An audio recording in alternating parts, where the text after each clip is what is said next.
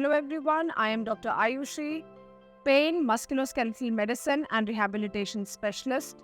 And today we are going to talk about chronic pain and its mental implications.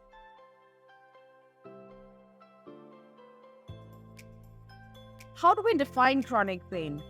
Any pain that lasts more than 3 to 6 months is categorized in the category of chronic pain. तो कोई भी ऐसा दर्द जो 3 से 6 महीने से ज़्यादा हम बेयर कर रहे हैं उसे हम chronic pain कहते हैं. Now what does this chronic pain do to your brain? ऐसा दर्द जो हम बहुत लंबे समय तक बेयर करते हैं causes certain changes in the neuronal level in the brain. Neuroplasticity एक टर्म है जिसे हम डिफाइन करते हैं the changes and the neural synapses that are being created in the journey of life while we learn and go through the experiences of life.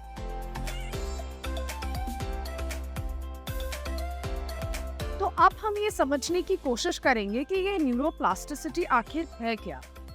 हमारे जो भी experiences होते हैं, हमारी जो भी लाइफ के लर्निंग्स होते हैं, जो इंसिडेंसेस के थ्रू हम जाते हैं, वो हमारी ब्रेन के अंदर सर्टन स्ट्रक्चरल चेंजेस करते हैं जिसे हम जनरेशन ऑफ न्यू सिनेप्सिस कहते हैं. नए कनेक्शंस बनते हैं, नई इंफॉर्मेशन होती है, पुरानी इंफॉर्मेशन पुरानी जगह पे जाके स्टोर होती है, नई इंफॉर्मेशन के लिए नए नए सिनेप्सिस क्रिएट होते हैं. तो हमारा ब्रेन जो होता है उसमें दो तरीके के चेंजेस होते हैं, structural changes as well as functional changes, जिसे हम न्यूरोप्लास्टिसिटी कहते हैं. और यही कारण है हमारी मेमोरीज के लिए, जो हमारी लर्निंग ऑनगोइंग लर्निंग प्रोसेस होता है लाइफ में, जो हमारी मेमोरीज बनती है, जो हमारी इंटेलिजेंस होती है, उसका कारण हमारी न्यूरोप्लास्टिसिटी ही है. अब हमें ये समझना होगा कि how this chronic pain, any physical pain in the body जो कि हमारा शरीर बहुत लंबे समय तक सहन कर रहा है, वो कैसे हमारी ब्रेन के अंदर structural as well as functional changes करता है.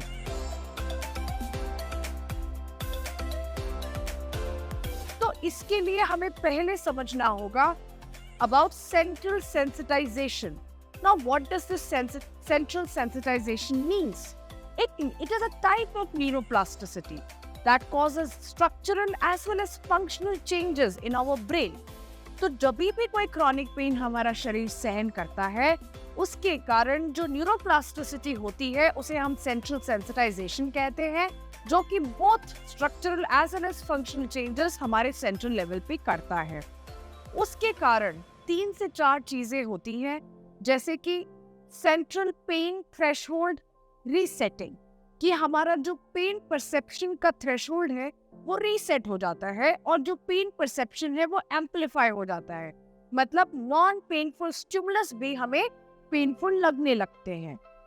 दूसरी चीज जो होती है वो होती है lowering rising up of perception of happiness. मतलब जब भी हमारा शरीर कोई फिजिकल पेन सहन करता है तो उसके कारण ब्रेन के अंदर ऐसे चेंजेस होते हैं कि जो हमारा परसेप्शन ऑफ हैप्पीनेस है, खुशियों को जो हम परसीव करते हैं हमारा ब्रेन, वो भी कम हो जाता है. तो ये सारे जो चेंजेस हैं क्रोनिक टर्म में, it can lead to anxiety disorders, it can lead to traumatic stress disorders. तो कोई भी सेंट्रल या mental changes can always arise from the physical pain perception.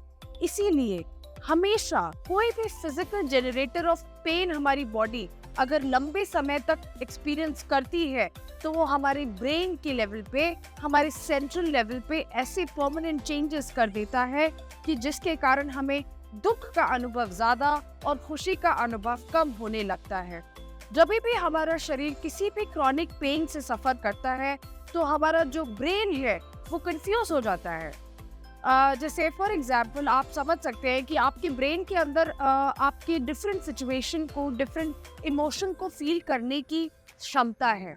Pen के लिए भी अगर मैं कहूँ कि अगर मैंने आपको एक पिन चुभाई तो आपका शरीर उसको एक डिफरेंट तरीके से परसीव करता है, आपका ब्रेन. अगर आपका हाथ जलता है तो वो जलन का सेंसेशन आपका ब्रेन परसीव करता है. अगर किसी से आपकी लड़ाई होती है तो वो दर्द आपका ब्रेन डिफरेंट तरीके से परसीव करता है. कोई अगर अपना आप से दूर हो जाता है तो उस पेन का परसेप्शन आपका ब्रेन अलग तरीके से करता है। तो हमारे ब्रेन के अंदर ये क्षमता है कि वो अलग अलग दुख को डिफरेंशिएट कर सकता है।